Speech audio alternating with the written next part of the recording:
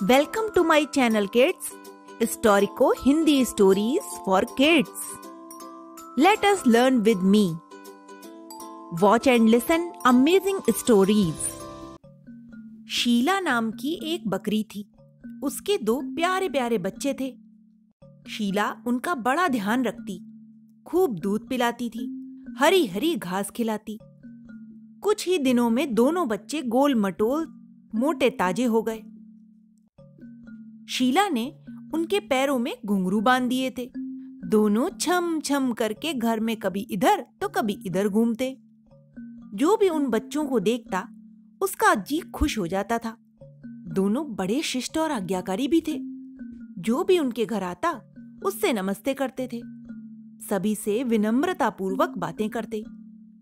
एक दिन शीला के घर भालू दादा आए। वह पास के एक स्कूल के प्रधानाचार्य थे।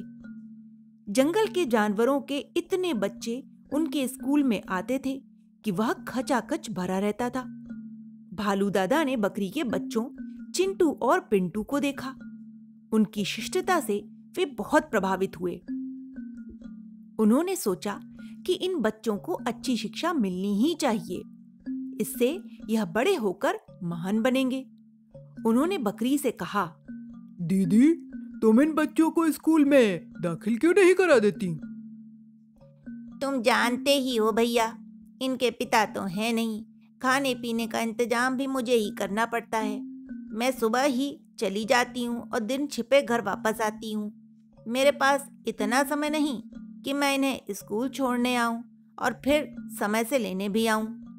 बकरी भालू दादा से कहने लगी, पर ये तुम्हारे बच्चे तो बड़े समझदार हैं, अकेले ही आ जा सकते हैं। भालू कहने लगा, भैया, कालू भेड़िया बिना किसी बात के मुझसे दुश्मनी बांधे बैठा है। वह इन बच्चों को भी खाने की ताक में रहता है। रूंधे हुए कंठ से बकरी बोली, अम्मा, हम कभी भेड़िए की बातों में नहीं आएंगे। घर से स्कूल और सीधे स्कूल से घर ही आएंगे। कृपा करके हमें भी स्कूल जाने की आज्ञा दे दो। चिंटू पिंटू दोनों ने एक साथ बोला। भालू दादा भी कहने लगे कि बच्चों को घर बिठाने से क्या लाभ, घर में तो ये बेकार के काम करते हैं। स्कूल जाकर पढ़ेंगे तो नई चीजें सीखेंगे, समय का सदुपयोग भी होगा। ये बहुत अच्छे बच्चे बनेंगे। भालू दादा ने ये भी कहा कि स्कूल की माई लोमड़ी बच्चों को ले जाया करेगी और घर छोड़ जाया करेगी। इस बात पर शीला बच्चों को पढ़ाने के लिए तैयार हो गई। दूसरे दिन वह उन्हें स्कूल में दाखिल भी कराई आई। शीला ने बच्चों को अच्छी तरह से समझा दिया था कि वे स्कूल से सीधे घर ही आएं। इसी प्रकार घर से सीधे स्कूल ही जाएं, इधर उधर कहीं न जाएं। रास्ते में कोई कुछ चीज दे भी तो कभी न लें। कोई कहीं चलने को कहे तो मना कर दें। उसने बच्चों को बताया कि कालू भेड़िया आदि बच्चों को मिठाई आदि देकर बहकाते हैं, फिर बहकाकर अपने घर ले जाते हैं। वहां वे उन्हें मारकर खा जाते हैं। चिंटू पिंटू दोनों ने मां को विश्वास दिलाया कि वे कभी भी किसी की बातों में नहीं आएंगे। अब कालू भेड़िए को पता लग गया कि चिंटू पिंटू पढ़ने जाते हैं। उसने सोचा किसी प्रकार दोनों को पकड़ लेना चाहिए। फिर एक दिन कालू एक थैले में रस भरी गरम गरम जलेबियां भर लाया। पेड़ के नीचे बैठकर चिंटू पिंटू का इंतजार करने लगा। कुछ देर बाद उसने देखा कि वे दोनों बच्चे हाथ में अपना स्कूल का बैग लटकाकर लोमड़ी माई के साथ चले आ रहे हैं। कालू बढ़कर बोला, लो बच्चों, गरम गरम जलेबी खाओ। चिंटू को सहसा मां की सीख याद आ गई। उसने जलेबी लेने से मना कर दिया। कालू ने बार बार कहा, थोड़ी सी चख तो लो। पर चिंटू बार बार मना करता रहा। हार कर कालू को वापस जाना पड़ा। इधर पिंटू थोड़ा छोटा था। जलेबी देखकर उसका मन मचल गया।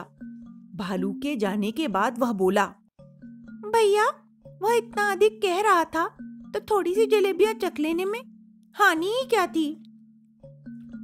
नहीं पिंटू, माँ ने मना किया था ना, माँ की बात तो हमें माननी ही चाहिए। चिंटू समझाने लगा। घर पहुंचकर चिंटू ने सारी बातें माँ को बतलाईं।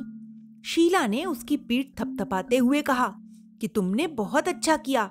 बच्चों को पकड़ने वाले खाने पीने की चीजों में बेहोशी की दवा मिला देते हैं, फिर बच्चों को गठरी में बांधकर ले जाते हैं। कुछ दिनों बाद की बात है। चिंटू पिंटू चले जा रहे थे। एकाएक कालू भेड़िया उनके रास्ते में आ गया। उसके हाथ में बिस्कुट का डिब्बा था। वह कहने लगा, लो बच्चों, ये तुम्हारी माँ ने स्कूल में भिजवाया है तुम्हारे लिए। कौन हो तुम? चिंटू ने भौए चढ़ाकर पूछा। अरे मैं तुम्हारा मामा हूँ बच्चों, तुम मुझे जानते नहीं क्या? कालू कहने लगा। तुम हमारे मामा हो तो घर आना, माँ से मिलना, तभी हम यह लेंगे। कहते हुए चिंटू आगे बढ़ गया। माई लोमड़ी ने भी कहा, ले लो बेटा, मामा से मना क्यों करते हो? पर चिंटू पिंटू दोनों ही ने बिस्किट लेने से मना कर दिया।